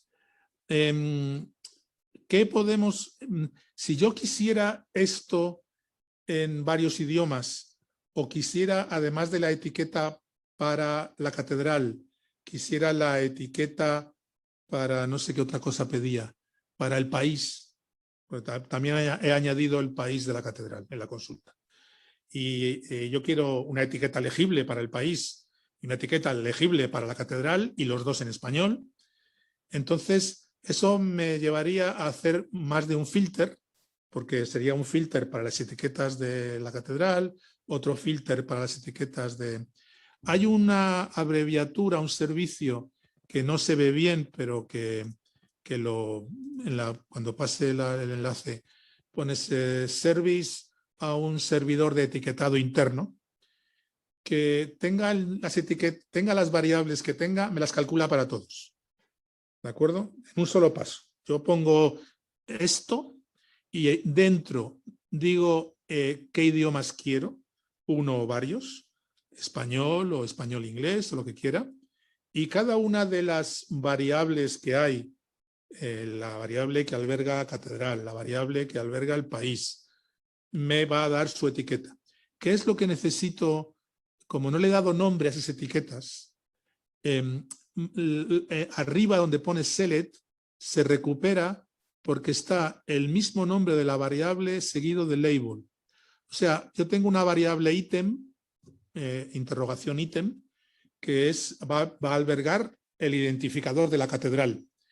Y yo sé que hay algo que me da la etiqueta de eso.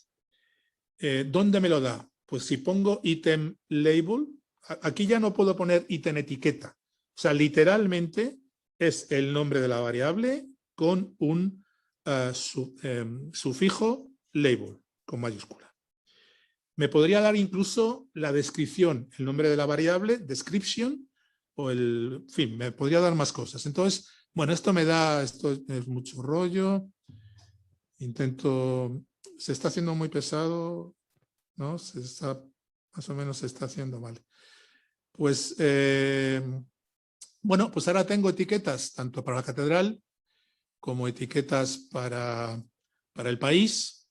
Tengo algo que no me funciona bien, que es en las fechas, que toda la fecha de fundación, que todas me parecen 1 de enero de algo, porque estará solo metido el año, y entonces la presentación me la hace entera, pero yo puedo meter en la propia pregunta un filtro diciendo que solo me dé el año y me aparecería solo el año, ¿de acuerdo? Bueno, y vale, la parte más interesante, bueno, hay mucho que contar sobre SparkQL.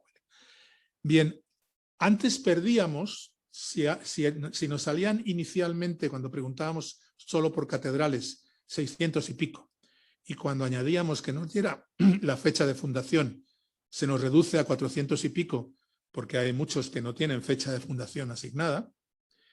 A mí me gustaría no perderlos. A mí me gustaría que me dé todos los datos de esa catedral que le he pedido, y si no tiene el de fecha de fundación, que me aparezca la catedral, aunque esa celda, en esa columna, esté vacía. ¿De acuerdo?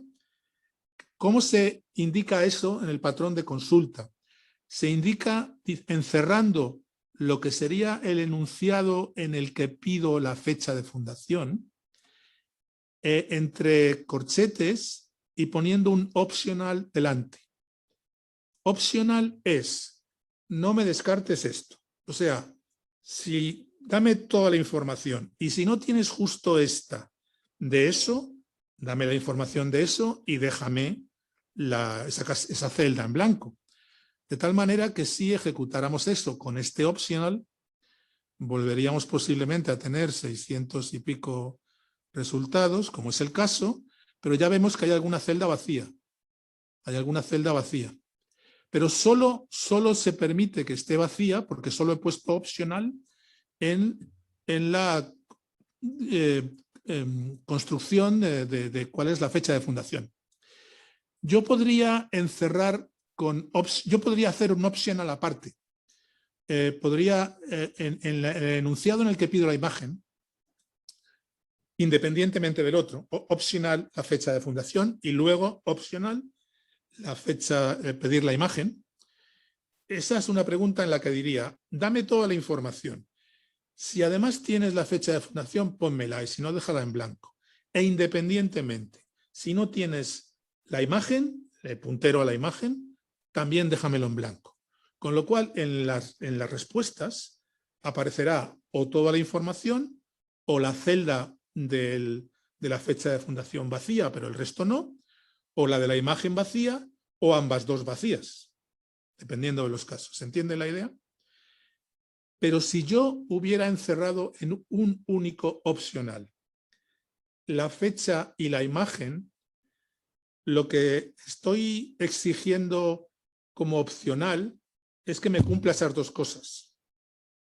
Es decir, dame toda la información y ahora opcionalmente yo te pregunto a la vez por fecha de fundación y por imagen. Y me tiene que cumplir esas dos cosas. De tal manera que no puede aparecer una sola, una sí y otra no. O sea, el resto de la información me va a aparecer. Y cuando tenga información de las dos cosas, me aparecerán las dos cosas. Pero si las dos están dentro de un único optional, o aparecen las dos, o están vacías las dos. No puede aparecer una sí y otra no, porque el patrón de búsqueda dentro del optional es que cumpla esas dos cosas. ¿Se sigue un poco la idea? Vale. Bueno, esto nos lleva... Hay todo un mundo en consultas de Sparkle, de SparkQL. Hay un tutorial de Wikidata, que no es el más... a ver, Wikidata tiene toda la parte de Sparkle estándar y luego intenta explicar cómo ha llamado las cosas, pero bueno, exclusivamente para preguntar a Wikidata. Hay un tutorial que te va explicando un poco lo que he venido diciendo y algunas otras formas de construir preguntas de Sparkle, de SparkQL. Vale, en la web de datos no solo existe Wikidata, hay una dirección que intenta recopilar lo que son enormes repositorios, o sea, no que alguien haya puesto en la web 100 datos suyos de alguna manera. Hay lo que se llama la nube de datos enlazados, que no he comentado, es el tema del enlazado. Y esto, si uno entra aquí en el LotCloud, este es el dibujo de los grandes repositorios, luego se pueden buscar por categorías. Wikidata es un repositorio muy transversal, tiene datos de fórmulas químicas, tiene datos de cuadros, datos demográficos, datos de muchas cosas, lo cual es interesante para cruzarlos. O sea, ¿cuál es el alcalde actual de la ciudad donde nacieron los pintores renacentistas? Pues es una consulta en Wikidata como otra cualquiera. Tiene más porque está todo entrelazado. Vale. Pero hay repositorios exclusivamente de música, hay repositorios institucionales, como este de aquí abajo de la Biblioteca Nacional de España, en datos.bn.es, que tiene una especie de navegación HTML guiada por las categorías. O sea, tú puedes navegar diciendo, quiero cosas con sujeto persona, o sea, me interesa la perspectiva persona, o la perspectiva tema, o la perspectiva obra. Y las páginas que te va construyendo lo son porque esas categorías están dentro y te va dando bueno. Es decir, que en el mundo de la web de datos ahí fuera hay un montón de repositorios. Muchos de ellos tienen un buen punto de consulta SparkQL gráfico, es decir, esa ventanita en la que yo escribo cosas, pero alternativamente o complementariamente puede que no tengan esa ventanita gráfica, pero sí tienen un punto desde el cual, desde dentro de un programita, un programa en un Jupyter Notebook o un programa algo, puede lanzar una consulta y coger los resultados. ¿De acuerdo? No todo pasa porque escribamos a mano en una ventanita HTML, en un punto de consulta gráfico, algo. También podemos tener consultas preprogramadas y tener una aplicación que esté lanzándolas. Hemos dejado preprogramadas 1000 preguntas, se va trayendo los resultados, los va almacenando en ficheros, mientras tomamos una cañita tranquilamente. O sea, tampoco hace falta pasar por ahí. Más cosas, ya muy rápido. Teníamos datos nuestros, tenemos que pagar un cierto precio para estructurarlos igual que otros. Ahí fuera hay muchos datos ya estructurados de esta manera, como enunciados. Y ahora podemos complementar nuestros datos con datos de fuera y procesarlos para hacer cosas. Esta tercera parte tiene que ver con, vale, ya nuestras fuentes de datos, las nuestras y las fuera, son las que son accesibles, vamos a hacer cosas, ¿no? No es son menciones a nada, unas poquitas herramientas. Lo primero es la idea de enlazado de datos, que no la hemos mencionado. Hay cualquier página de Wikidata, aquí ahora he puesto la de Miguel de Cervantes, cuando pasas por todos sus enunciados de etiquetado textual, que están aquí colapsados, y luego se sigue por los enunciados sobre su familia, sus obras, no sé qué, no sé cuántos, hay un momento en el que ya llegamos a identifiers, a identificadores, que es otro grupo de enunciados, que estas relaciones en concreto, están hechas para decirnos el concepto del que estamos hablando, si han localizado que hay otro sitio donde están hablando de lo mismo. Es algo parecido a un enlace en una página HTML. Nosotros escribimos una página HTML nuestra, pero hemos localizado que hay alguien que aporta información adicional. Y nosotros en nuestra página escribimos un enlace con la dirección al otro sitio, que normalmente sabemos que existe porque hay recopiladores de tipo Google, donde nos podemos enterar de que alguien está hablando de lo mismo. Entonces, esto es lo mismo. En nuestra base de enunciados, si yo sé que en la Biblioteca Nacional de España a Cervantes le han puesto por identificador X27 no sé cuánto, pero es Cervantes, o sea, es el mismo, yo puedo internamente tener mis enunciados sobre él, pero puede que allí, y además expresados a mi manera, con mi prefijo. O sea, yo no estoy obligado a decirlo exactamente igual, ni siquiera a nombrar a Cervantes igual. Cervantes tiene mi identificador.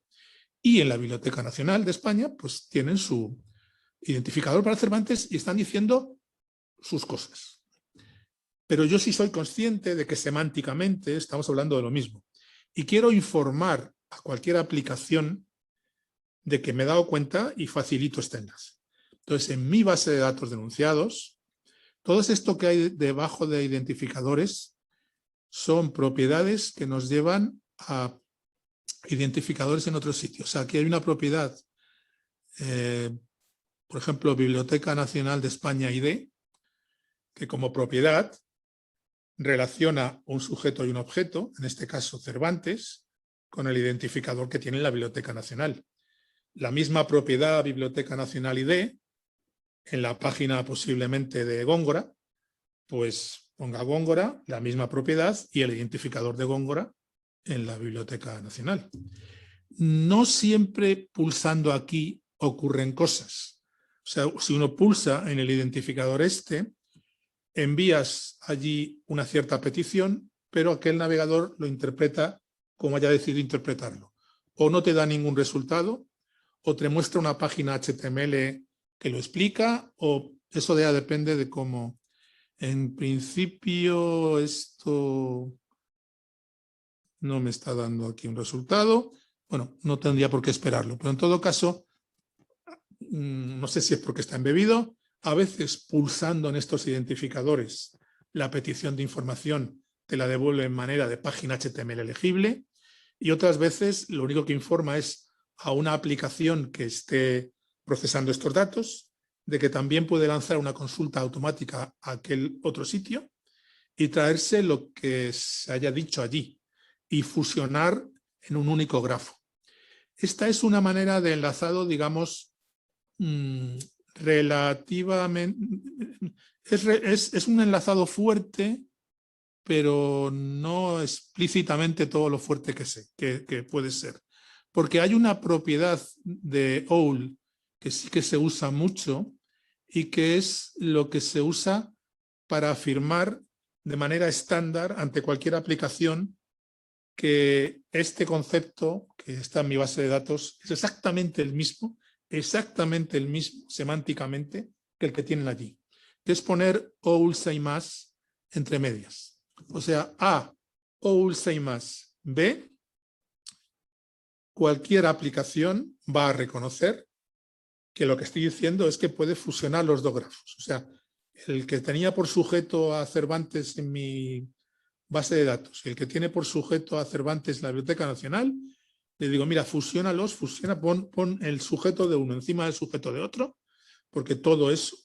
Lo que pasa es que es muy fuerte porque yo puedo haber metido a Cervantes en una cierta categorización que no corresponde a la categorización de allí, se me mezclan unas subclases con otras y a veces es excesivamente fuerte, hay que tener cuidado.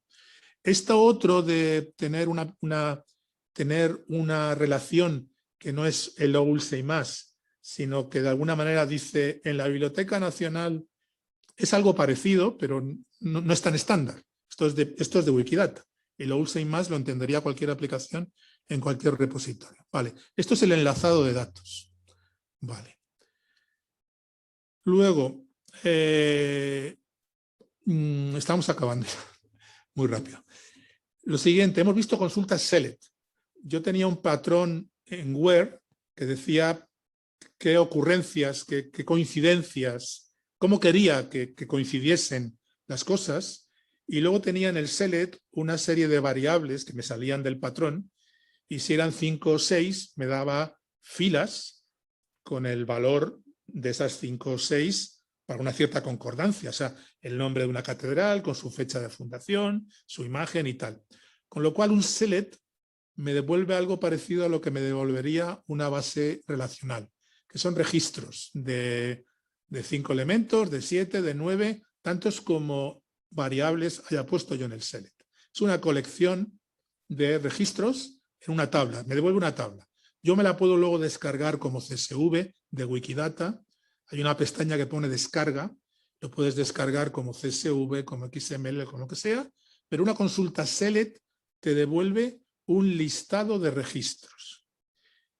Pero a veces uno le quiere meter un bocado directamente al grafo aquel y traerse no una secuencia no un listado de registros, sino un trocito de aquel grafo. O sea, uno quiere coger un trozo de aquel grafo y traérselo. Y eso siempre ocurre en enunciados con 3 elementos, porque son una lista de sujeto en propiedad objeto. Eso no te lo da un select necesariamente, pero sí otra variante de preguntas en SparkQL es construct. Entonces, el patrón where sigue siendo el mismo.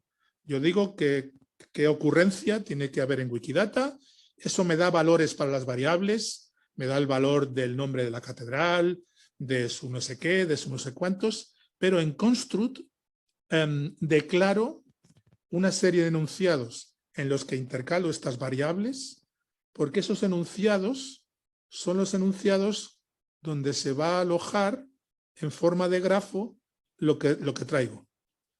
¿De acuerdo? Como lo que traigo tiene que estar como una especie de listado de enunciados, yo hago un enunciado en el que digo, mira, que aparezca el valor de la catedral, no sé qué, no sé cuántos. Y en este primer ejemplo que no se ve, yo reutilizaba todas las propiedades que había en Wikidata, es decir, reutilizaba el P31 en vez de RDF de type. O sea, el grafo que me traía era una copia original, pero no tiene por qué ser así. O sea, en el siguiente ejemplo, en el construct de arriba, en vez de utilizar el P31, que es la manera de decir es un, ahí yo ya utilizo el RDF type entre la variable país y la categoría país, ¿no? O sea, yo puedo de alguna manera en el construct, si voy a usar un prefijo que no lo tiene Wikidata, lo debería poner aquí arriba. O sea, si yo ya quiero traerme un montón de enunciados ya expresados a mi manera, es decir, con mi prefijo, tendré que ponerlo arriba de la consulta y tendré que ejecutar el cuerpo del construct, que es el que va colocando en el grafo que me descargo. Vale. Entonces, esto significa, no se transmite igual una consulta select, que son listados de filas, no se transmite igual que enunciados construct, que son siempre sujeto tal. Con lo cual, hay unos formatos de RDF que permiten traerte resultados select, como son el CSV y otros, y hay formatos que solo son adecuados cuando lo que te traes es un trozo de grafo. Entonces, Turtle, JSON-LD, en fin, hay formatos. Entonces, bueno, simplemente eso, pero esto te permite ya traerte, no el resultado de una consulta, traerte trozos de una base de datos e integrarlo con los tuyos. Vale, 2 minutos porque no me da tiempo a más. Para manejar todo esto, lo ideal sería tener un gestor cómodo con el que poder trabajar. Un gestor de base de datos, pero un gestor de base de datos orientado a grafos. ¿De acuerdo? Vale. Hay muchos. ¿Por qué estoy mencionando GraphDB? Porque GraphDB tiene 3 descargas distintas, 2 de ellas son como muy de empresa y tal, pero esta que pone free, primero es gratuita, solo hay que rellenar un formulario de me llamo fulanito y tal, nada más. Es gratuita.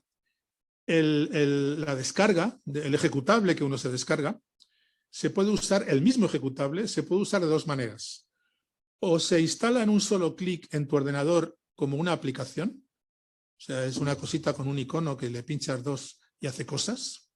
O el mismo ejecutable, si tu equipo dispone de un servidor, lo puedes poner como un servidor de base de datos de esto, al cual apuntar a esa dirección de servidor y hacer cosas. ¿Cuál es la limitación del GraphDB gratuito? Que no vale para explotación con miles de usuarios consultando cosas, porque solo tiene lo mismo que el de empresa, pero solo te permite atender a la vez a 2 consultas simultáneas. O sea, si 2 usuarios están ejecutando consultas en el mismo segundo y hay un tercero, pues ese tercero no entra. Pero 2 segundos más tarde ya sí, con lo cual tampoco es problema. A ver, entonces, el download, la descarga de esto, la ejecución es una aplicación Java. La ejecución es un instalador que no necesita nada. Le das a instalar, te encuentras un iconito que pone GraphDB, pinchas en el iconito de GraphDB y lo que ocurre es que el interfaz de comunicación con la aplicación se abre en tu navegador por defecto. Se abre una pestañita, o sea, el interfaz es una página HTML que se abre en tu navegador y ese interfaz es el que te sirve para conectarte con este servidor de datos que está corriendo en tu máquina. No es más. Vale. Tiene documentación bastante amplia cuando está incluida en el ejecutable, cuando te lo bajas, y tiene una Quick Start Guide, una guía de arranque rápido, que, bueno, pues al final la historia es, como es un gestor de base de datos, está corriendo en tu máquina o está corriendo donde sea. Pero en todo caso, los datos sí que pueden estar a la vez o en tu máquina o en otro sitio. Entonces, lo primero que te pregunta es por una localización de tu fuente de datos y si vas a trabajar en ese momento con datos de tu fichero o si tienes un servidor de datos en algún sitio. Una vez que has escogido localización, adicionalmente puedes dar de alta un repositorio. O sea, el mismo gestor de base de datos te permite tener un repositorio de recetas de cocina y otro de otra cosa. Tú vas creando repositorios nuevos. Entonces, tú has decidido que vas a guardarlo en tu cacharro. La localización es en tu ordenador. Siempre puedes cambiar de opinión para otros datos. Que vas a crear un repositorio nuevo que son datos sobre catedrales. Le das un nombre al repositorio. Y una vez que le das un nombre al repositorio, cargas datos. Si son datos tuyos, los cargas. Si son datos externos, los cargas. En concreto, me he ido a la parte de la guía rápida justo que habla sobre cargas de datos. Te permite para un repositorio cualquiera, una vez que lo eliges, subir un fichero RDF que tengas, porque le has pegado un bocado a Wikidata y te has traído en el formato adecuado un trozo de aquel grafo, subes ese fichero, o está en alguna URL en un formato grafo y te lo pones, son varias maneras de cargar. Y una vez que cargas datos, a ver, como no estoy trabajando en mi ordenador, y siempre y cuando me deje esto, vale. Bueno, pues he saltado de la presentación. Esto es el mismo descargable gratuito que tengo yo en local en mi ordenador, pero para un trabajo de grupo hemos colocado esto en un servidor. Es decir, esto tiene, pues nada, una dirección, un no sé qué, un tal, nos conectamos allí, tenemos permiso de administración, unos, otros, o de lectura o tal. Bueno, vale. Y entonces, pues ya hay...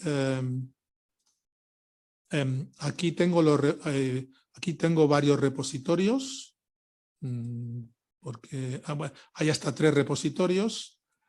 Escoges uno, es decir, escoges uno. Podría importar datos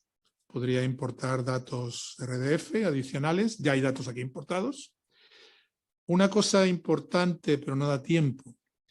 Si tengo mis datos en forma de tabla, esa tabla descuidada de la que hablábamos al principio, había una aplicación ya de hace muchos años que se llamaba Google Refine, Google Refine, Google Refine, que luego pasó a llamarse Open Refine, y esa Open Refine carga tablas, por muy descuidadas y poco curadas que estén, permite curarlas, y como facilidad adicional permite convertir eso a RDF. Solo tienes que hacer una especie de mapa, el que hacíamos para relacionar la celda de Picasso con Málaga, de decir en qué columna está el sujeto y en qué columna está el objeto y cuál es la relación. Tiene una interfaz en el que de la tabla que tenemos se construye un mapping, se construye una correspondencia que dice de qué columna escoge los sujetos para algo, bla, bla, bla, bla, bla. Eso en Open Refine, que es una aplicación aparte, esta gente, y es open source, es gratuita, y esta gente la ha integrado aquí como OntoRefine. Es decir, aquí uno pincha, te dice qué tabla quieres trabajar, curas cosas, te da una interfaz para generar esa correspondencia y acabar construyendo en tablas, y te sale el resultado un montón de enunciados, ya no una tabla.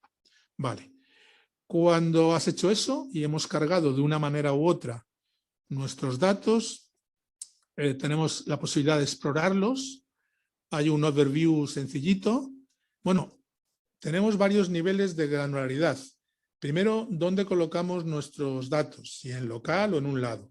Luego el repositorio, o sea, si hago un repositorio sobre recetas de cocina. Pero en un mismo repositorio puedo tener grafos coexistiendo con nombre, cada grafo, separados, en el mismo repositorio. O sea, dentro de una misma base de datos sobre el mismo tema, puedo tener por separado los grafos, un grafo de... Entonces, cuando vemos cuál es cuando exploramos un repositorio, aquí nos saldrían todos los grafos que alberga el repositorio. Hay uno que es grafo por defecto. Si yo pincho aquí, lo tenemos poblado con una ontología sobre inteligencia artificial, tiene no sé cuántos mil datos. Si yo pincho en cualquiera de estos objetos y le doy a un análisis visual, me sale un grafiquito muy mono que sirve para jugar, a veces para nada más, en el que en el nodo central está el sujeto que he pinchado.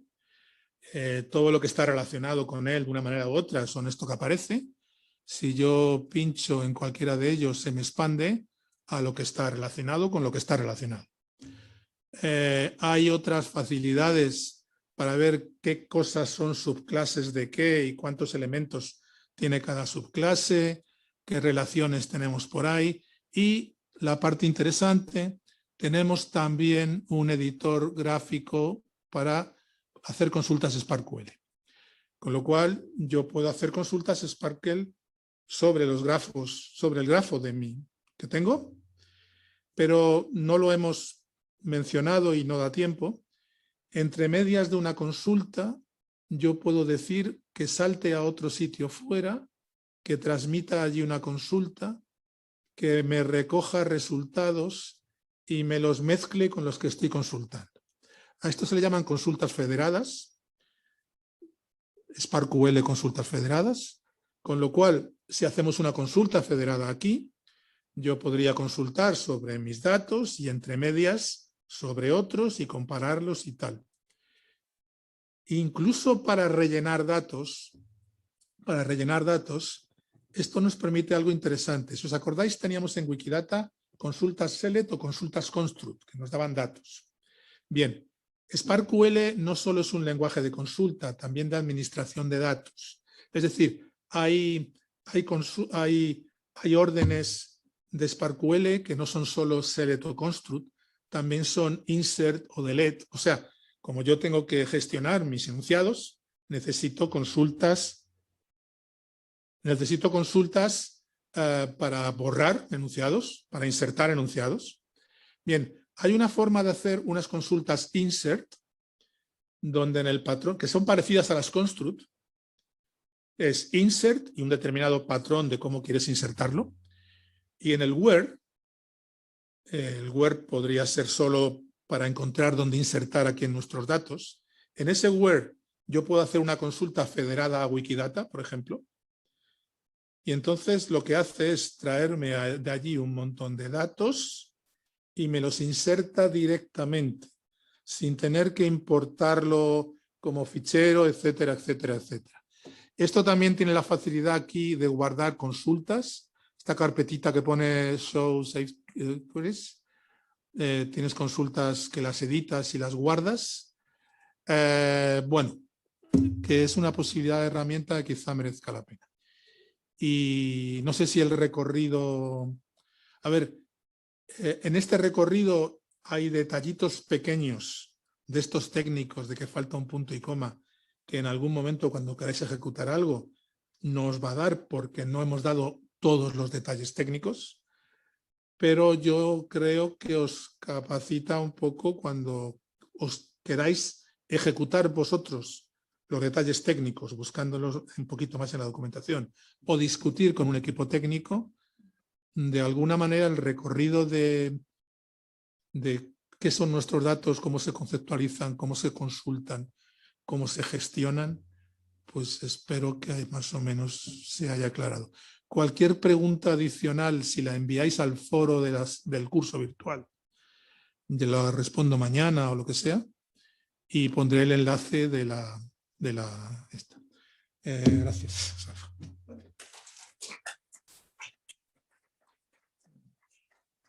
Gracias, José Luis. Muchas gracias a todos. Vamos a concluir hoy ya lo que ha dicho José Luis. Cualquier duda en el foro del curso. También estoy recibiendo los correos, si estáis mandando información a través del canal UNED, los estoy recibiendo yo, o sea que sí que está funcionando ese mecanismo. Mañana empezamos a las 10